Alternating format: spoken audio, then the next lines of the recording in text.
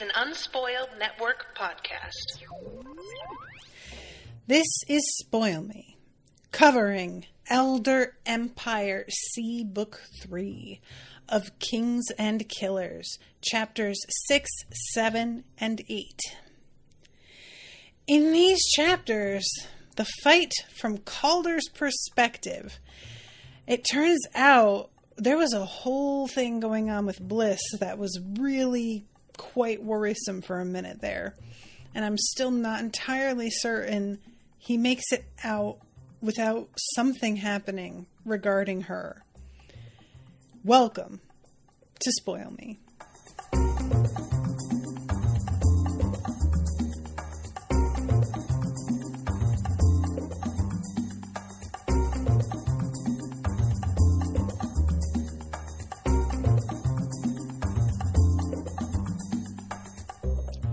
Welcome to the show, everyone. I am Natasha. Thank you so much to Asher for commissioning this episode. Asher is not able to be here today, but wishing their wife well because they are taking their wife to the hospital for hitting her head. Fingers crossed. Hope everything is okay. So yeah, this was, again, it's so interesting because reading from Calder's perspective, the big fight with all the guilds, some of it is exactly the same. You know, some of it, the energy he was carrying is really similar to the energy that Shara had. And there is almost no difference in the overall perception of what's going on. Even though they each actually, they're like literal perception. They see different parts of the fight. But the priorities and concerns they both have are actually really, really similar. Despite the fact that they're on opposing sides, so to speak, they're really not, as we know, but like, it seems like they are. So, what's interesting here is, first of all, the fight is moving so fast that he can't even like follow it. And he realizes he really needs to get out of here or he could get fucking killed. I was going to say seriously hurt. No. He could get fucking killed. And as he's taking off, he passes the Farstrider sisters, who are the witnesses, with the candles that are watching this whole thing. And he's thinking about how these sisters are not in the position of understanding what it means to make a deal with Calder. I'm going to read this. He hesitated next to them. So far, everyone who knew about his connection to Calder had dealt with the Great Elders themselves. They understood that sometimes there was no other choice but to make a deal. But these witnesses could tell everyone that he was in league with a Great Elder. Without their testimony, the public would hear only that the Regents had attacked the Imperial Steward under a flag of truce. He abandoned that line of thinking in a second. After the fight was over, he could worry about what the witnesses would say. For now, he needed to get out of the room. And I was with him on that. I completely understand his hesitation here and his feelings about this. But I think that, you need to have your priorities in the moment, sir. And you are about to get fucking flattened by a regent. So yeah, hustle your buns. And also, what I find so interesting about this, and I didn't really talk about it too much because I wanted to see what it was like from his POV in the instant that Esther sees the Calder mark on him. But what exactly, like, Esther knows that the mark, as she puts it, this is how he brands his favorite slaves. That's what she says. However, we do have, as he has mentioned, quite a few people who have had dealings with Calder. And I find it really surprising the divide between the way Esther sees this and the way that some of his compatriots see this. Because Esther, you would really think if anybody was going to have a slightly more casual attitude about it, Esther would be the one, because she has been around for so long and seen so many things that of everyone, she would understand more than most how frequently people have dealings with him and how often they wind up boxed into a corner. And yet it seems like she has no room for that point of view in her head. Like, it's a complete black or white situation. If you dealt with Calder, then you are under his sway, and there are no other potential options. And I just find that really surprising, because, like, I completely could understand her hatred for the elders being stronger than anyone else's based on what her job has been, and, you know, the foundations of this, like, entire empire being built on overthrowing them and everything.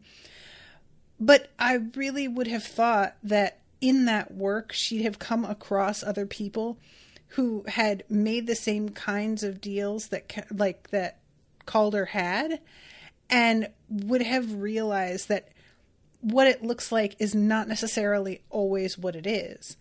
So the fact that she is utterly unwilling or unable to fathom that he has this mark on him and isn't under complete control of Calder is sort of weird. Like, all of his people that are working with him, when he cites this mark as being a potential problem, assure him, each of us has had this sort of encounter. It's not a big deal. And I don't know. It almost makes me wonder if Esther is being influenced in this moment, but I don't really think, usually when Will White is trying to show us somebody being influenced in a way that alters their behavior, there are little kinds of, like, hints dropped here and there. And if I were to see those, I would have expected it in Shara's POV. I don't remember anything that would sort of hint at her sensing something influencing Esther Six. That is not to say it would absolutely be sensed or sensible. That's not how I mean sensible, but you know what I'm saying. I don't inherently think Shara would be capable of telling if Esther Six were being influenced, but I think that we would have been given some kind of clue, and we aren't. So I think it's supposed to be just taken on as at face value that she sees this and assumes a thing, and there is nothing sort of mind controlling about it. It's just a particular, like, bias that she has.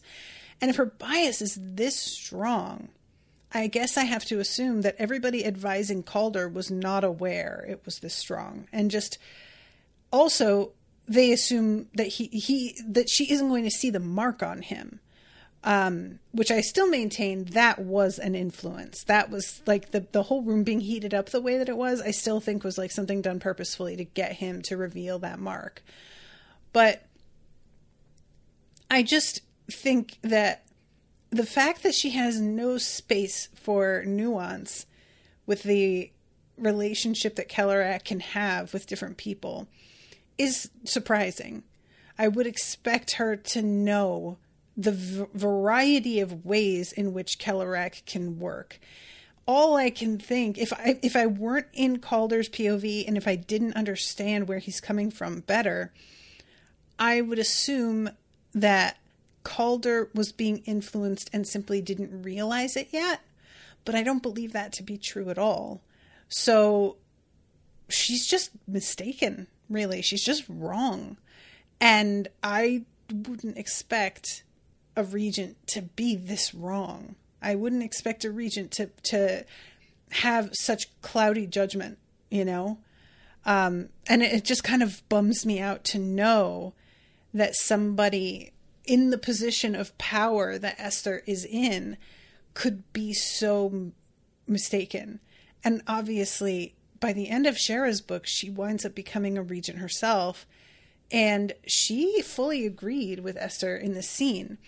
So we would have had a few regents who were prepared to outright murder Calder without compunction of any kind. And that's really not awesome. I don't love that. So anyway, he is wearing the crown. And when he gives orders with this crown on, he winds up getting results that he has not gotten the entire time he has been emperor, and has a moment of like almost wishful, oh wow, this is what it's like when people take me seriously. And he thinks about how he should maybe wear the crown more often. And I was sort of like, I had such mixed feelings about that, because on the one hand, in a normal circumstance, if you're going to take over the role of somebody who has died, using every tool they also used in order to complete your jobs in that role makes total sense. On the other hand, it is him stealing power that he hasn't really earned from a person that he doesn't admire or respect, really. He like respects him as far as a reader, but he does not respect the emperor as a person, and doesn't think he made like good choices and had the right attitude about things. And that for me is really dangerous. And we find out later that there is a line he won't cross in terms of how much he allows himself to read the emperor's belongings, because it's too much influence and could potentially change who he is fundamentally, which is wild. So he is giving orders for the folks who are in charge down the hall to give their weapons back. And a lot of the people are listening right away, and they're immediately complying with what he's asking and the orders he's giving. But then there is another woman. She is a champion, and she absolutely has no interest in helping him out, and she isn't being influenced by the crown in the way he was expecting. She is having a sort of reaction to it, I suspect, like Shara had, where it's her loyalty to the empire and the crown is not for her what it is for other people. Also, interestingly, there are certain, like, not exceptions, but there are ways in which people's minds can sort of get around the orders that he's giving if he makes them too general. If he spoke to many people at once, then somewhere in the back of their minds, they might think, he's not necessarily talking to me. These other people will release the weapons, which honestly is just kind of how being a leader also works. You've got to like be very specific about what you want certain people to do and accomplish, because otherwise it is such a thing that other folks will assume everyone else will take care of it and they don't have to worry about it. It is honestly, it's like, that's like living with roommates. If you've ever lived with a roommate, you know, everybody always does well, somebody will get to it eventually. And usually the same somebody is always the somebody who gets to it, and they get fucking fed up and quit at some point.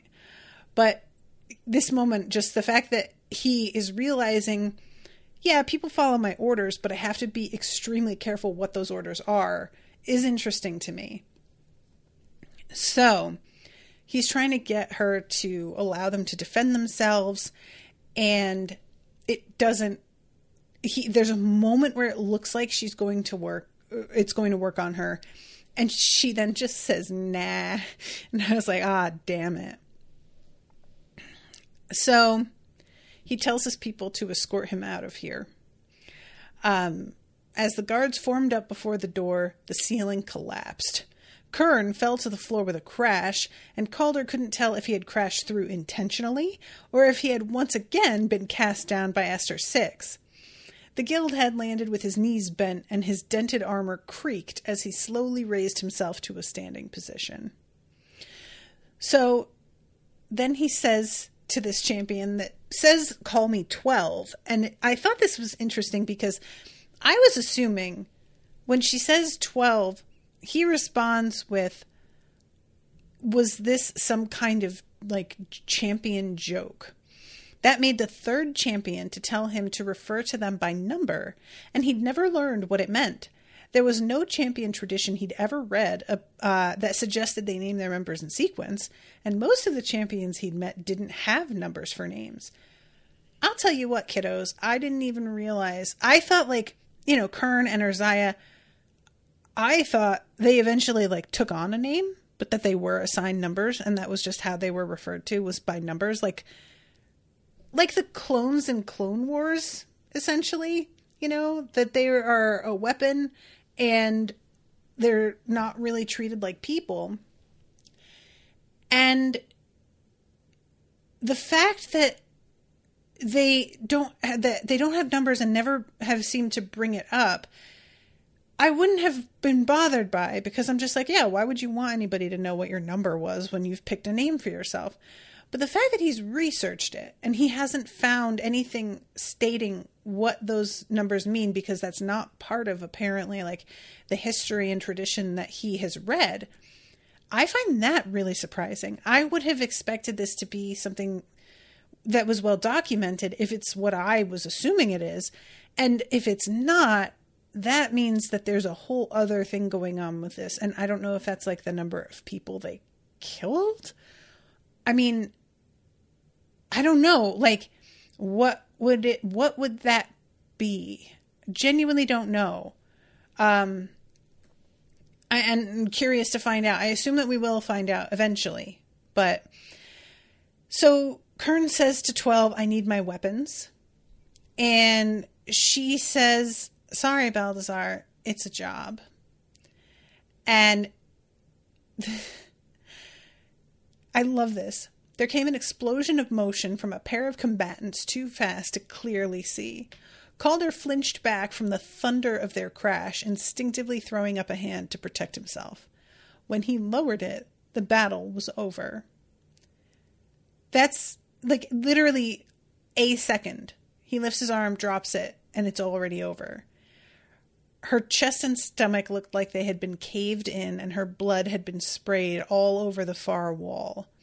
Her ravaged chest still moved in and out, and Calder could hear a pained wheezing from all the way across the room. And this was sort of a preview, I guess, of what winds up happening to Kern later, because he holds on for quite a while too, and he winds up dying, but there's like a period there where Calder is thinking he's going to make it. He's still alive. And the person that's working on him is like, dude, they just hold on for a really long time. That's how champions work, but it's over. There is no fixing this. So all of their weapons get released finally. Calder asks straight out, can you win? And he says, not if she gets her vessels back. And I love this moment so much. Would you do me a favor, Martin? Back everyone off. This is going to get messy. He let the satchel fall to the floor, holding a pair of maces in a single hand. Then he turned to face Calder, so Calder saw his transformation. And he puts on his helmet, also I should mention. The helmet, carved into the aspect of a snarling bull, flared with red light as though a crimson quick lamp had been ignited within. The light shivered through every plate of the armor he wore, traveling from his neck to the bottom of his boots in an instant. Dim scarlet energy radiated from within the armor. It was barely noticeable, but the intent that rolled off the champion. It was bloodlust, desire for combat, distilled and focused into pure violence. Calder and Magister both tumbled back, bowled over by the force of the soulbound vessel's intent. A chuckle began deep in Kern's chest, slowly gathering and building to a wild laugh that competed with the blows from above. The laugh became a deafening roar, and suddenly Kern leaped up through the hole in the ceiling in a blur of motion. And the Magister is like, I really thought we were all going to die. And Calder doesn't respond, but in his head he is like, yeah, me too. That is really fascinating. And it's sort of interesting to me how the bloodlust is like, it seems contained in the vessel itself, because the helmet is his soulbound vessel. I think I remember it being said. So it sounds almost like it's got the same kind of drive as Cyphrin did, except Cyphrin's motivation was to absorb power, and the helmet just seems like, I just want to fuck people up.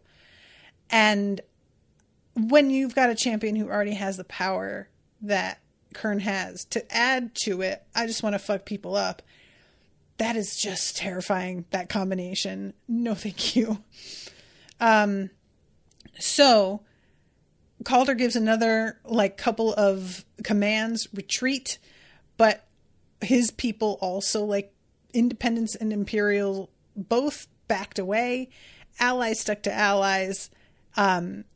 His own guards scurried up the stairs, dove behind boxes, or hid in the corner. So he calls them to him and says, half of you protect the boxes. Don't let Esther get her skulls back. The rest of you get me to Bliss. And I was just like, don't let her get her skulls back. Dude, you're putting these people in her way. It just seemed like a fucking death sentence, which I have to assume they know it is. But what are they going to do? Ugh. Anyway, he is trying to escape through the flurry of all of this combat happening, and he references the various things like traps that have been set up and the gas. We have heard about the adhesive that gets them stuck to walls and stuff, which winds up being part of why one of the champions is tracking various imperialists down and horribly torturing and then murdering them later in Shara's book. And Calder says, from the bits of the fight that Calder could see, any Luminian knight was worth 2 or 3 of the guard, catching blows on their shields and returning strikes with swords that flashed unnaturally bright. Green Wardens were largely harmless without access to their trained chimera, but several of them carried guns or alchemical weapons, and they moved in packs. Wherever Calder saw combat, he shouted for retreat. Sometimes he was drowned out by the sounds of battle and his guards carried him past, but sometimes the crown-reinforced orders stuck. So, he gets outside and he goes up to one of the guards and is like, where is Bliss? I need to talk to her. And the watchman says she's having one of her bad days. And Calder has a moment of just going, maybe I won't go in there. Maybe I'm just gonna chill out here, which I really, really understand. And kind of I appreciate that he cares about Bliss as much as he does. And I want him to, I want him to absolutely go and help her if he can. But I also would not have been mad at him if he was like, I can't face that. I can't handle that. Because she is so scary when she is okay, that a bad day, yikes. So he reads the room literally before he goes in, and he feels just huge amounts of confusion. He goes in and Bliss sees him and lights up. And what we find out is that she is so overwhelmed and frightened by all of the noise of the battle that she wants to just kill everybody. And she doesn't really understand that's what she wants. She's saying, let me quiet them. But she is told by Calder's mother that these people belong to him and that Bliss can't do that. And Bliss, who has agreed that these people all belong to Calder, acknowledges that she has made that agreement, and so she won't break it by just doing this. But the fact that he is here is exactly what she wanted, because she's hoping that he will give her permission. And she says, I wanted to make everyone be silent. I don't want to break anything that's yours, but now you're here and you can let me. And he very carefully says, I've been doing my best, but I'm going to go back out there and see if I can get them to quiet down. Can you let me try first? And she straightens up and sort of collects herself and nods and says, I'm sorry about this. I'm out of sorts because of the noise. And just as he's trying to be like, that's okay, there's another huge crash and he has to bail. Teach and Kern had been smashed down into the street. The paving stones ruptured where they had landed. An invisible force pinned Teach flat to the ground, Tearfang just out of her reach, but Kern snarled and pushed against it. The red light in his armor flared, and his knees trembled as he fought. Against the might of Esther Six. And at this point, she does the citizens lay down your weapons, this battle is over, which we remember, and calls for Calder Martin to come out. And he has a moment here of being like, well, I guess it's over. And I'm not going to get to fix the world. And somebody else is going to have to figure out how to do that. And then kind of feels this like moment inside of him where things shift over. And he's like, no, you know what? I had Akmagut tell me that they would call me the Emperor of the World. And that hasn't happened yet. And I'm like, ooh, buddy, that is not going to go how you think. And also, I have the fucking crown. And I'm acting like it doesn't belong to me. But it is the Emperor's crown. And I am the Emperor. So it is mine. And this is all mine. And he just lets himself tap into this, which Joran can feel down the street, which is why he screams no and tries to stop him, because he can sense that what Calder is about to do is going to work. And he just tells her, stop. He felt it work even before he saw the effects. Her intent shook like a sheet in a stiff wind. Here, her legendary power and sensitivity as a reader were her weaknesses. She could see that he wasn't the Emperor she knew. She could hear a voice that sounded nothing like his, but her reader's senses contradicted and overrode all others. Her power relaxed just for a second. That was enough for Balthazar Kern. And she realizes her mistake, but it is too late. And he slams his weapon into her chest. An explosion from the point of impact like blooms inside her. There's this extreme wave of light and heat that everybody feels. Literally, paving stones are cracking into pieces. And the house collapses around her that she was standing on. And he lands quite hard as well. And she had managed to hit him back. So they fuck each other up pretty damn good. And at this point, there's this scream. And he turns, and this is when he realizes that Joran is here. And he has a moment of like internal confusion because he's getting his own thoughts mixed up with the Emperor's. And finally, the Emperor remembered what the man was supposed to look like. Instead of his trademark wide-rimmed hat, he wore a hood and black lensed glasses perched on his nose. So he is swinging this weapon at the Emperor, his friend, his sworn ruler. There was nothing. Nowhere to hide, no time to react. And then Teach shoves him behind her, holds out Tearfang, and screams and meets the blow. And the impact of these two is so intense. We remember that last time they clashed, a bunch of people fucking died on the Grey Island. And now he passes out. And I have to assume that the crown protects him from actually dying. Because otherwise, I don't think he's living through this. So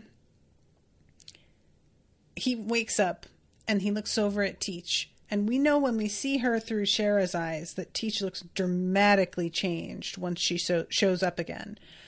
But it seems as if this is happening as a result of the impact of their weapons. And I was assuming that whatever happened to Teach was a result of like alchemy when they tried to save her, doing something weird to her. And it doesn't, it may still be, but it doesn't seem like it.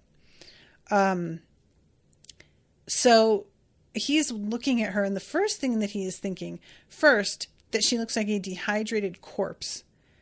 And secondly, he assumes she's dead, that she gave her life for his, even though she hadn't even liked him, which really hits him in a way that I understand. You know, it's like being willing to give your life for somebody, even when you love them, is a notable thing. Being able to give your life and not even really liking the person very much is a whole other level. And I'm not sure I have ever or will ever feel like that. But he's looking at her thinking she's dead, and then he hears her heart beating, and her eyes open, and she starts sucking air in. And Cheska is just like, I cannot believe that she has made it. And he's like, she hasn't made it. She's like breathing. I would not say that that is making it. So don't get too excited yet. And when he asks about the Independent, she's like, don't be surprised. But they had an escape plan and then just fucking vanished. And when he asks about Esther, she says, the body's gone. But later on, they act pretty confident that Esther is dead. We know she makes it, but it's understandable why they think she's dead, because it takes quite a long time for her to make any progress in that arena. So, he goes up to see Balthazar Kern, and this is the moment where the person who's working on him is just like, dude, there's nothing to be done.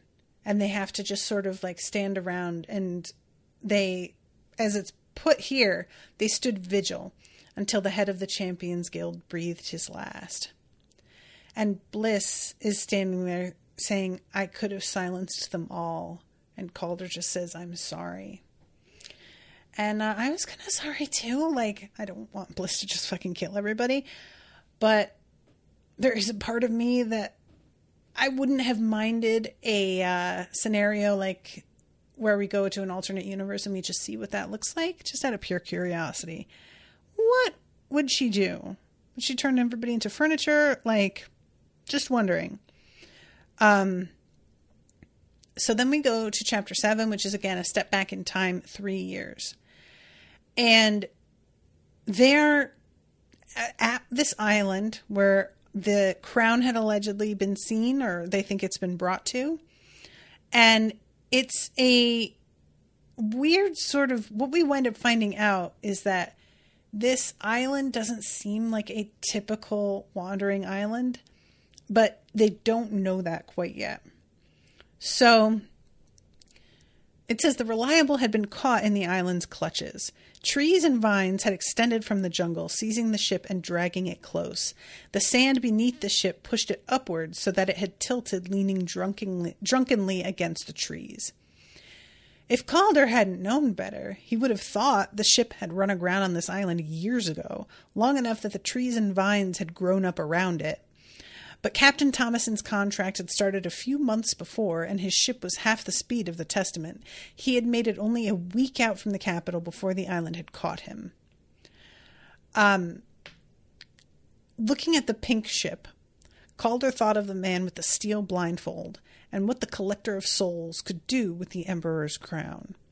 Which, honestly, I don't know why it didn't occur to me that it was like straight up Calder who did this. But it didn't, and I feel like a bit of a fucking dodo at this point. I'm not going to lie to you guys. So, he wants to make their way to the island and explore the place. And he's giving orders about who is going to go. And he says that Foster is going to stay. And I love that he is starting to talk to Petal, and he turns, and she has just like gone into the hold and slammed the door shut. And he's like, yep, okay, perfect. And then Andel's coming with him. Jerry assists Foster with the cannons. And she's like, of course, we know, first of all, been sent here on a fucking mission. So she does not want to stay for that reason. But also, I suspect even if she weren't on a mission, she would really resent being left behind. And she starts to argue with him. And he has to sort of, he comes up with an argument that is kind of reliant on the safety of everybody. And that is the fact that she is no good in a fight, which we didn't know. I didn't know. Anyway, I don't remember this. We're aware as an audience that she has these soul-bound vessels that can be used as weapons, but she's not going to use those in front of these guys. And she is, I'm going to find the spot where it mentions this specifically. Enthusiastic as she was, and as much as she enjoyed the thrill of danger, she was hopeless with a sword, adequate with a firearm, but nothing more. And I don't even think that you can fire more than one shot in this universe. I think guns do the one shot. I may be wrong about that. But yeah, being adequate with a firearm is not really going to do the job. So he's trying to tell her, you have to stay behind. And Ozriel keeps fucking sticking his foot into his mouth. I say that. That's not really the right phrase. He keeps butting in and ruining Calder's arguments. Eventually, finally saying, I will look out for her. And Calder is just like, oh, God damn it. Do you really think she should come? And Ozriel is like, well, she wants to. Why not? I think it could be an adventure. And for all we know, there's not going to be any fighting at all. And she'll have a good time. And he's like, okay, fine. So we can't, if not for their prior experience with the roaming islands, they would have beached their longboat right next to the Reliable. One end of the island would be the mouth. If the island had tried to swallow the ship and failed for some reason, then landing close to the Reliable would have been like tickling the lips of a sleeping predator. It would have been easier to walk along the beach, but Calder wanted to avoid as much contact with the sand as possible. There wasn't supposed to be a beach. And I was like, oh, that's so creepy. Like, what does that mean then? So the beach was thin, which was only unusual in that roaming islands usually didn't have beaches at all. But the vegetation was so thick, it was difficult for them to push through, except for Ozriel. And I love that there are multiple moments where they stop and kind of, Ozriel does something that he's just like, I can't believe this guy is so, he eventually, Calder just straight up says, am I the only one that's just always jealous of him? And everybody else is like, nope, me too. And Ozriel stops and sniffs the air at one point and is like, there's something weird about the air here. But also, I've never been here before, so maybe it's nothing. And he grows more and more relaxed. Calder and Andal, though, they take this moment pretty seriously. If Ozriel thinks something is off, the both of them just wind up on their guard, and they don't really let their guard down. So he's trying to get a read on the island. And every time he's reading, all he's getting is the exact kind of like sense of intent to live that you would get in any wild area. There's nothing about it that feels like a being is in control of this island or is this island. So he's kind of like getting more and more agitated because he's got no information to work with. So abruptly, the greenery broke in favor of a curved wall of pink and cream shell. They had been navigating based on the general shape of the island, but Calder had misjudged how close they were to their destination. Ozriel tossed a hook up to the lip of shell that served as a railing. He climbed up hand over hand. Immediately, Calder noticed a few discrepancies. For one thing, when he sliced at one of the nearby vines holding onto the tilted deck, it parted easily. It didn't hiss and strike back at him like a snake, nor did it suddenly come to life and try to wrap around his ankle. And Ozriel's like, yeah, that's weird. Does it only come to life like at certain times? And Calder thinks, I don't think this is a roaming island at all. I think someone raised this island and brought it to life for the explicit purpose of trapping this ship. And Jerry is like, yo, what do you think? Do you think it was one of the... And she doesn't say it, but of course she's talking about the great elders, and Calder's like, maybe? I genuinely don't know. Like, there are even soulbound who are really powerful and capable of doing something like this. And they explore the ship. Finally, they get to the captain's quarters. Either the crew had abandoned the ship with plenty of time to pack, or the ship had been systematically robbed. And Calder's like, all right, well, where did they go? And Urzia's like, there's a watchtower out there. If I were them, that's probably where I would go. And as they're in the midst of this, he looks over and Ozriel is tracking something that's in the underbrush. He sprung after it, clearing the tilted deck with a mighty leap and landing dozens of yards away in a spray of sand. A moment later, Ozriel emerged from the woods holding his hatchet away from his body with one hand. Something wriggled on the end of it. It was the size of a large dog, but flattened like a centipede with at least a dozen webbed amphibian legs. No. I don't think so. I don't like it. Nope. Othagor. The spawn of the Horde Father were here, so the Grey Elders were involved after all. He should have known. And that's the end of that chapter. So then we get to the last one, Chapter 8, which starts with a quote by Mackenzie Maxius, as it's noted 7 years before his death. Reading the Emperor's intent is an exercise in folly. Many readers have touched lesser imperial relics, a doorknob he opened, a pair of his socks that escaped incineration. I myself had the privilege of reading the crown itself with his permission. I came away with an even deeper respect for the skill, wisdom, and power of the original reader, but I would not do so again. Each time you read the Emperor's intent, you are toying with a force that is stronger than you are. You are petting a sleeping tiger. If you do so enough, one day that tiger will wake. And that's really the thrust of this chapter, is Calder's struggle with how to gain more power, essentially.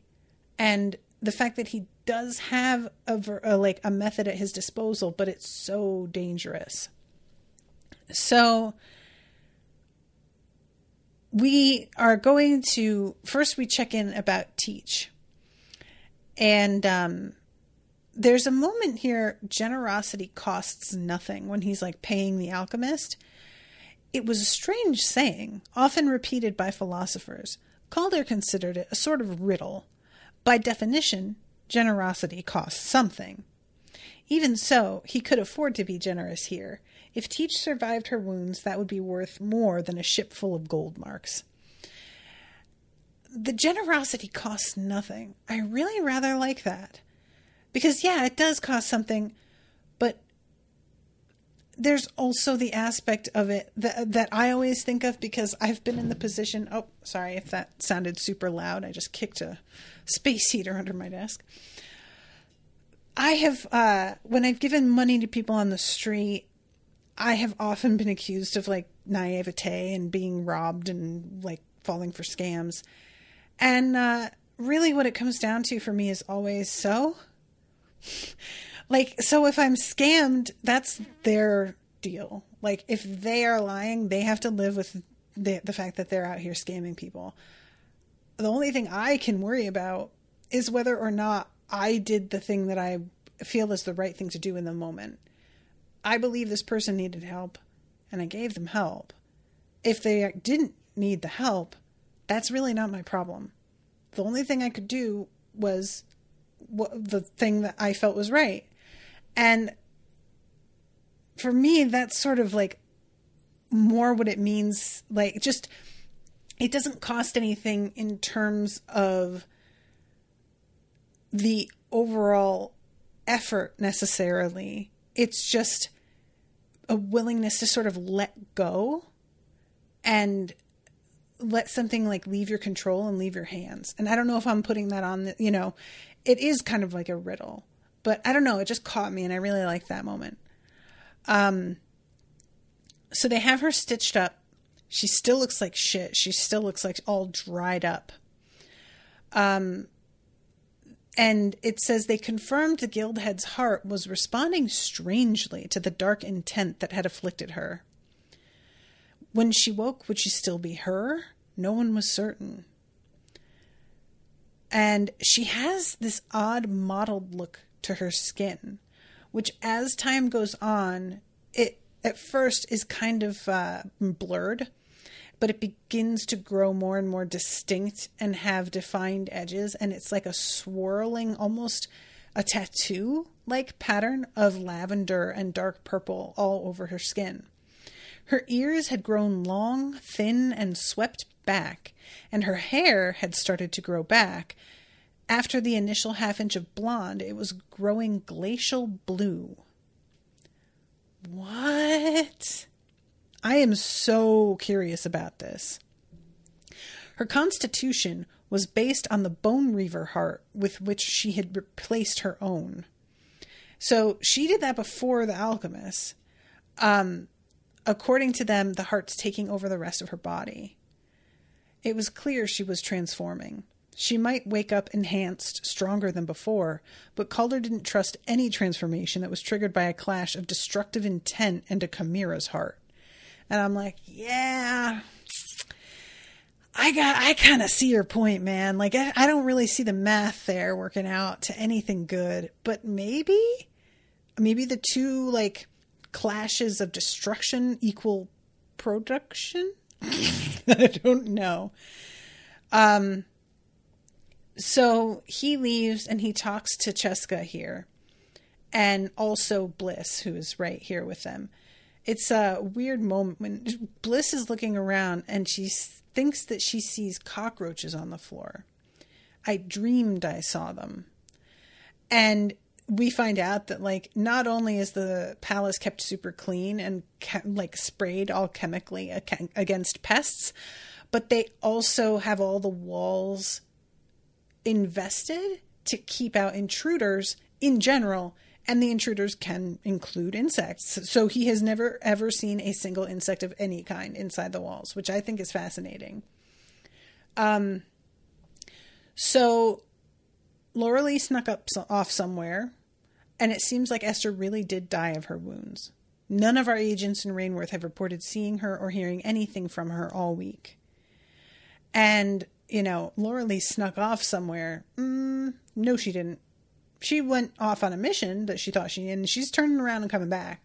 So you'll be seeing her in a minute. And she says, if we can't win, this is Cheska, the best thing we can do for the Empire is give in and leave ourselves to the mercy of the Regents. And he asks Bliss, what do you think? Every elder we've ever examined or conversed with has desired the fall of the Empire. Every prophecy concerns a step toward human disunity and the breaking of civilization. I do not want anything that Nakothi wants. And he says, well, then what do we do? And she says, win. And he kind of makes like a snarky comment. And she's like, don't fucking wave me off. I mean it. This game is not worth playing if it hands victory to the elders, but we need the authority of the crown to force the governors to spend resources keeping the great elders sealed. Most of them see it as guild business and no immediate threat, so the security on the great elders has never been weaker.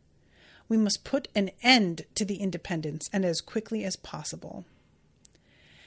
And he rightfully brings up the Regents and is like, if that's true, why don't they do something? Because I thought they were the ones who oppose the great elders so much and are so intent on that. And she says, I believe the Regents trust in their own power and the power of the Emperor, but nothing else. They see us as sheep in need of protection. If they were interested in explaining themselves to us and how their methods would protect us from the great elders, I would listen, but they are not, so we must defeat them. That is really interesting to me. That, and I don't think Bliss is wrong here. The Regents really do seem to just want to handle things and expect everyone to allow them to handle things with no explanations and no treating of any other human beings as peers of any kind. They may not be their peers in battle and capability, but they are still human beings. And I see what she means in terms of just not wanting to have discussions. I mean, that's basically what led to the meeting falling apart, was Esther just deciding a thing and not listening to a single other soul in the room, you know? We need another reader on our side who understands our full capabilities and can operate on the level of the Regents. And she looks at Calder and is like you. And he's like, yeah, that's adorable that you think I could do all that. And I certainly take that as a compliment, but no, I can't do that. And this is when Cheska is like, you have a window into the mind of the Emperor. And Calder straight up says, no, I don't want to be him. And if that's what you think it's going to take, I shouldn't be here.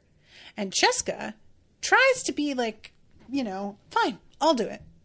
And she holds her hand out to the crown, and he starts to hand it over, and she can't take it. She keeps yanking her hand away. Multiple times he tries this, and finally she's like, all right, fine, I get it.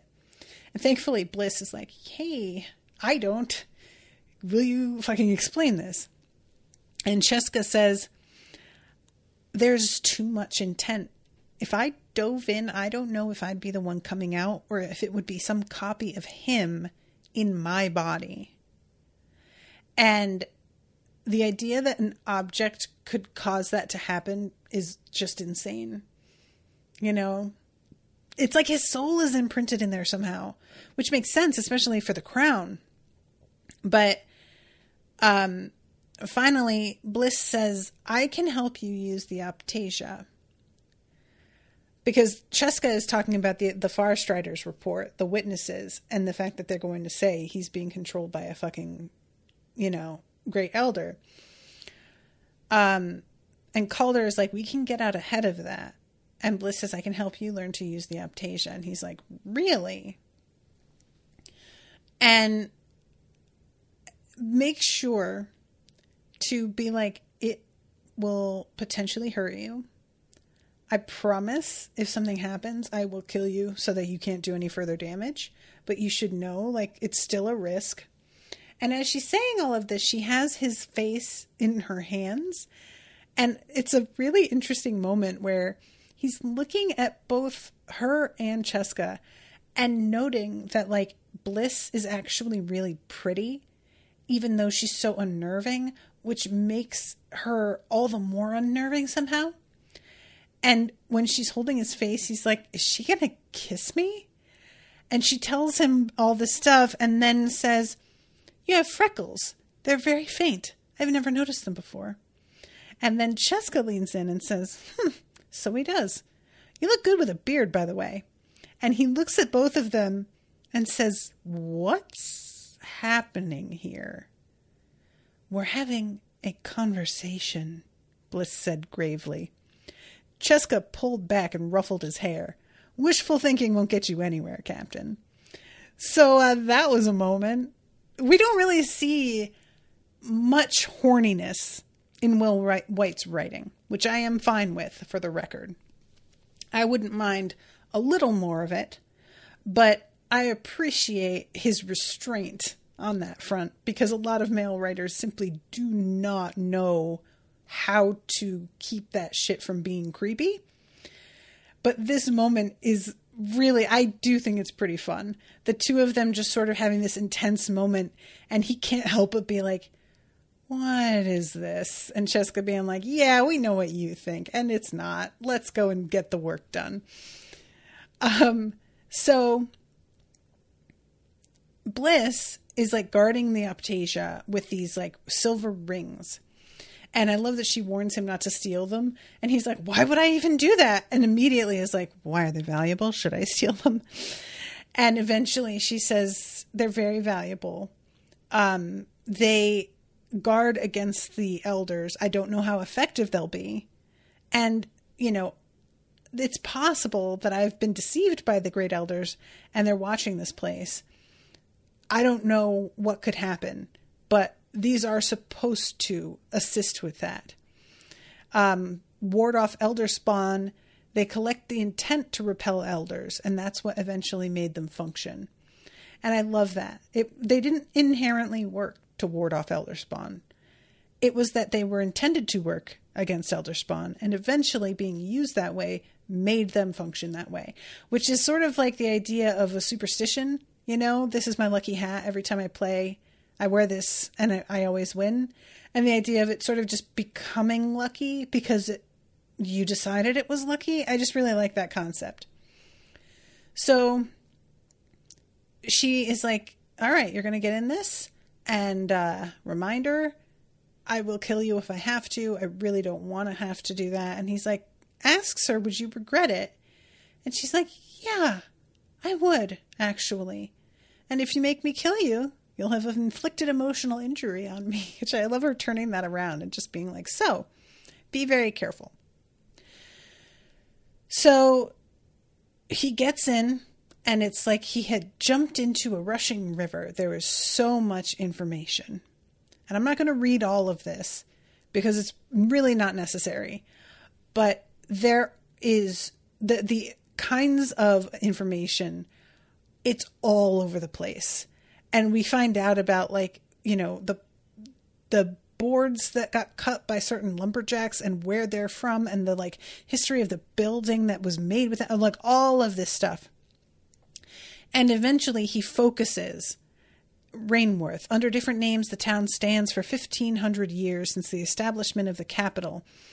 And eventually, again, focus. Shara, Joran, Barius. They were in Rainworth making moves of their own. He could have sat there drinking in the endless stream of information, but he only had so much time. And he thinks about the crack in the sky. And I really liked this moment. Through the lens of the Emperor's throne, there was no crack in the sky. No one could call that hideous wound, that shadow-bleeding gash in all of reality, a mere crack. It was like the top half of the world had been rent open by a great sword, leaving a slash. He stared into the void from which the elders had sprung, a deep darkness with distant lights like stars of every color. And he's looking at all of this and then feels somebody between him and the stars. A human figure dressed in black, highlighted by a hazy blue light. As Calder watched, he got the distinct sense this stranger watched him in return. And obviously, this is Ozriel, kind of observing, and I'm guessing just waiting to see what he does. But we know that Ozriel winds up getting involved. And I'm wondering if, like, Calder has a kind of conversation with him here or what. He would gaze into the void, but he would do so carefully. The Emperor's throne picked up on his decision, but not on the word carefully. Calder instantly regretted his thoughts as he rushed into the void, the darkness swallowing his awareness whole. And I'm just like, oh boy, somebody better step in because my man does not feel like he has this under control at all. So good luck, Calder. And that is how that chapter ends. So, oh wow, exactly an hour. I feel like I really pulled this one off. Cool. Yeah, this is, we're getting now into some meat. I hate to say it that way, but I did. So I'm just going to let it stand. And I'm really excited to see what, like, because again, we know that he talks to Ozriel at some point, but I don't know if it's here or, you know, further on or what. I am extremely interested to see how this goes for him. So anyway, I'm going to wrap up, but thank you again, Asher, so much for commissioning this episode. Appreciate you a lot. I'm sorry, Georgie, I just saw that you were in the chat. I had the book open in front of me the whole time. But appreciate you coming. And I will see you guys very soon, tomorrow, actually, with a new episode. So until then, toodaloo, motherfuckers.